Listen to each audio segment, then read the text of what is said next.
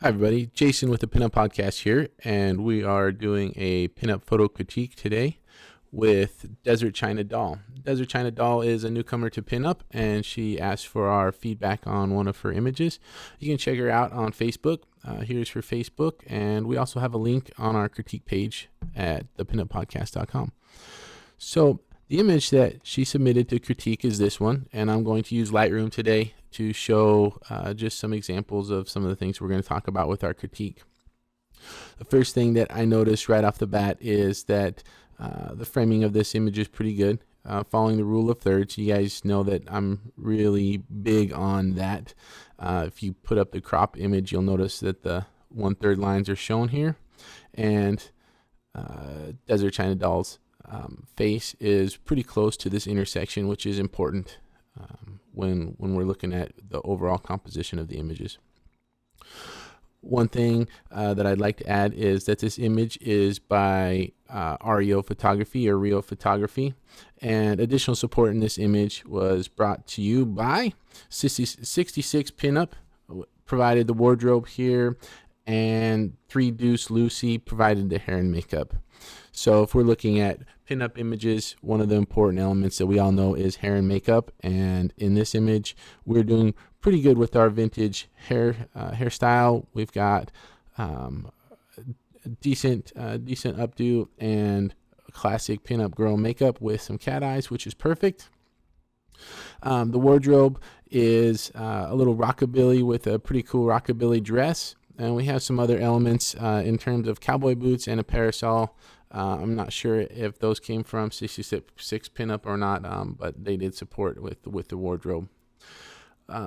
As we talk about the technical elements, since this was submitted by the model, we're going to focus more in terms of our critique on posing and those types of things. But one thing I like to add, when we look at white seamless, you'll notice that this is a shade of gray, and this is because when we look at the image, we did this with likely 2 lights. You can see with the highlights here, or the catch lights as they're called. There's a bright light off to the camera right here, and then a fill light off to the left here, which is very common dual lighting for photography.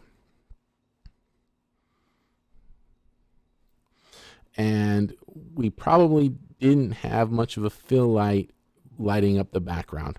So whenever I shoot on white seamless, I try to follow the trends, and that is to make the white seamless really go pure white. As you can tell right now, when we look, we don't have any pure white in this image. It's all a shade of gray. So I would, if I was working this image, I would bring this a little bit more, at least bring a little more exposure, so you can start to see some of the clipping show up here.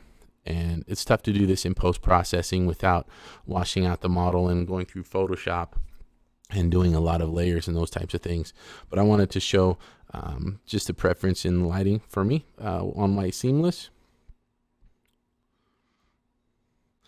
And of course, I get my most of my white seamless inspiration from a couple folks. If you do a quick Google search for Alvarado, you'll see that almost all of his images have pure white in the background.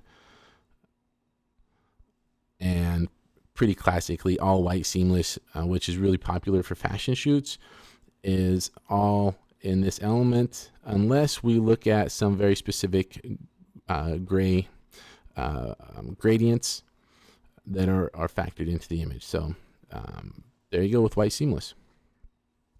So let's talk about a couple of things in this image that I think we might be able to improve upon. One of the details when it comes to pinup is to make sure that when you're putting a shot together that all of your details match. And the first thing that I noticed here is that we've got a cool rockabilly look going with some vintage hair and vintage makeup, but we also threw in some cowboy boots or some cowgirl boots and a parasol. A parasol is really classic pinup, and almost all pinup done with a parasol or a Chinese umbrella is done with more of a beach theme in mind. So you'll see a lot of swimsuits, a lot of outdoors. It can be combined with dresses But you'll notice most of these are not really typical rockabilly. Although I did really like this umbrella here. That could be a cool rockabilly themed umbrella. So we do want to make sure as we're doing pinup that we match our styles.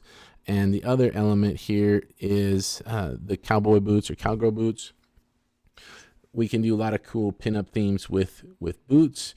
We probably want to run the rest of the theme with cowboys or cowgirls. If we're doing rockabilly, we could go with some shoes or heels, or even go without shoes.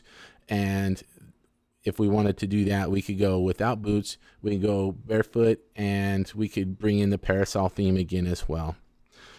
The other thing I didn't necessarily like about this image was that the parasol was more of a background. It can be used as a background element. As we look at some of our other popular parasol images, you'll see it used as a background, but most of them we have some interaction with the model and the parasol. Again, that's very well could have been done in the rest of the set. This is just the one image that I'm looking at, and so I'm just critiquing this one image.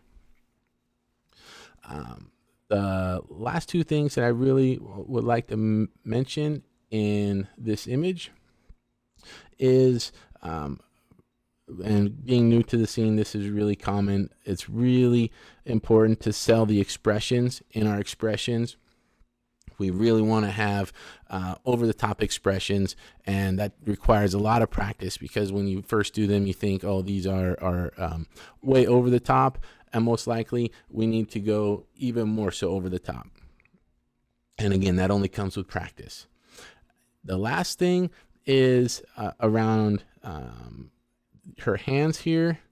Her hands, really like to see a little bit more active hands. This is real common again in new folks who are really trying to pose and try to capture everything that goes along with the photo shoot, and making sure your shoulders are back and your back is straight and that you're bending at your joints.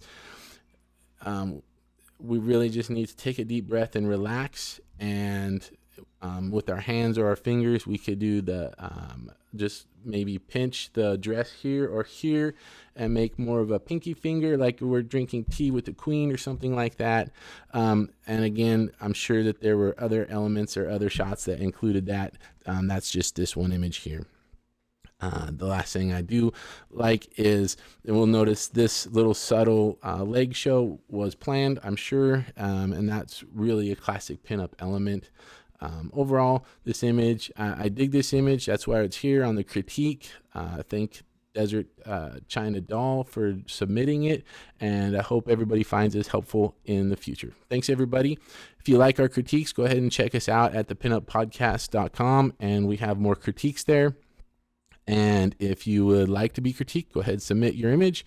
And as always, you can drop me an email at jason@thepinuppodcast.com. Thanks, everybody.